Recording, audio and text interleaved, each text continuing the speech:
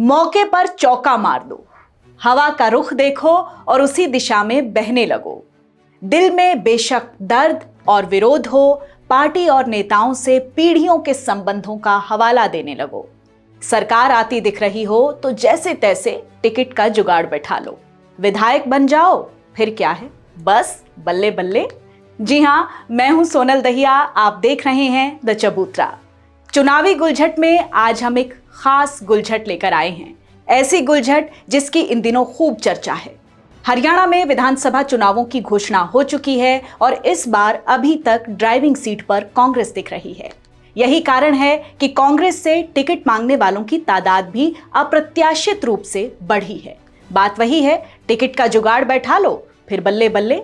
आप पढ़ और सुन चुके हैं, हम भी एक बार आपको बता देते हैं। हरियाणा की 90 विधानसभा सीटों के लिए कांग्रेस से 2556 टिकटार्थियों ने आवेदन किए हैं। जी हां, ये संख्या 2500 से ज्यादा है। एक किलोई ही ऐसी विधानसभा है जहां से केवल एक प्रत्याशी है। सब जानते हैं कि वो कौन है, होंगे भी क्यों नहीं साहब, फिर सीएम जो बनते दिख रहे हैं। किलोई से बस चौधरी भूपेंद्र सिंह हुड्डा ने आवेदन किया है। 90 विधानसभाओं का औसत देखा जाए तो कांग्रेस से हर विधानसभा के लिए 28 प्रत्याशियों ने आवेदन किए हैं।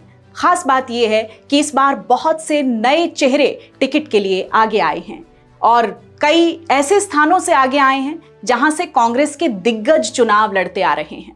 गुलझट ये है कि इतनी ज्यादा संख्या में प्रत्याशियों के आवेदन कांग्रेस की पावर है या फिर प्रॉब्लम है।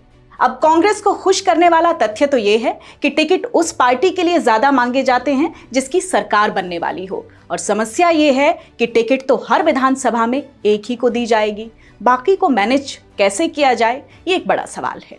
जानकारी ये है कि कांग्रेस स्वतंत्र एजेंसी से सर्वे करवा रही है। इसी सर्वे के आधार पर प्रत्याशियों के पूरे ब्यौरे के बाद ही हाईकमान टिकट देने का फैसला करेगा। लेकिन कई नेता तो खुद को सर्वे से भी ऊपर मानते हैं, अपनी टिकट पक्की मानकर चुनाव लड़ रहे हैं। बैनर, पोस्टर, प्रचार, अभियान सब ऐसे चल रहा है जैसे वो प्रत्याशी घोषित हो चुके हों। कई विधानसभा में तो ऐसा करने वाले एक से ज्यादा प्रत्याशी भी हैं। कुछ दिग्गजों ने अपने पुत्रों के लिए टिकट मांगी है, कुछ ने तो खुद आवेदन ही नहीं किए। महम से कांग्रेस के दिग्गज नेता आनंद सिंह दांगी अपने पुत्र बलराम दांगी के लिए टिकट मांग रहे हैं, खुद का आवेदन ही नहीं किया। इसके अतिरिक्त जानकारी ये है, रोहतक झज्जर के एक और दिग्गज नेता रघुवीर कादियान भी अपने बेटे के लिए टिकट मांग रहे हैं। ऐसे ही हिसार के सांसद जयप्रकाश के बारे में भी जानकारी है। रणदीप सुरजेवाला ने कैथल से अपने किसी समर्थक का आवेदन नहीं करवाया। कयास ये लगाए जा रहे हैं कि सुरजेवाला भी अपने बेटे के लिए टिकट का जुगाड़ बैठाने में लगे हैं, हालांकि उनके बेटे ने आवेदन नहीं किया है। इसके अतिरिक्त प्रदेश में एक नाम युवा नेता प्रदीप नरवाल का भी चल रहा है। प्रदीप नरवाल दलित समुदाय से आते हैं, काफी तेज तर्रार और प्रियंका गांधी के कैंप से माने जाते हैं। पिछले दिनों दीपेंद्र हुड्डा के साथ भी उन्हें लगातार देखा गया है। अगर ये कयास सही साबित होते हैं तो कांग्रेस को कुछ टिकट ऐसे प्रत्याशियों को भी देने होंगे जिन्होंने 10 अगस्त तक आवेदन नहीं किया था।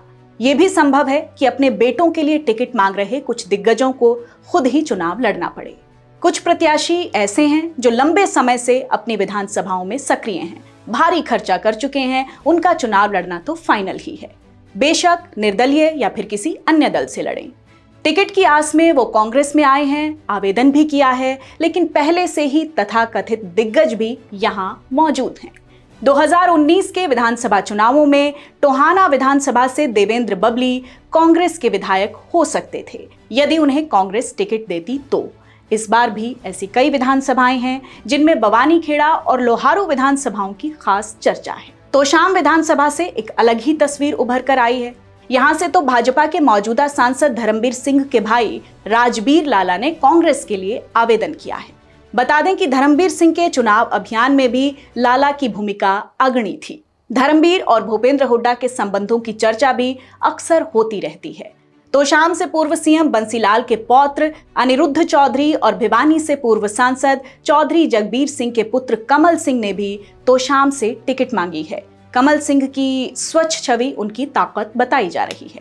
ऐसे ही निर्दलीय विधायक सोमवीर सांगवान और जेजेपी के शाहबाद से विधायक रामकरण काला ने भी अपनी विधानसभाओं से कांग्रेस के लिए टिकट मांगे हैं। जेजेपी के ही टोहाना से विधायक देवेंद्र बबली ने कांग्रेस का टिकट मांगा है। विनेश फोगाट के जुलाना विधानसभा से चुनाव लड़ने की चर्चाएं अगर हकीकत में बदल गई तो बहुत कुछ बदल जाएगा।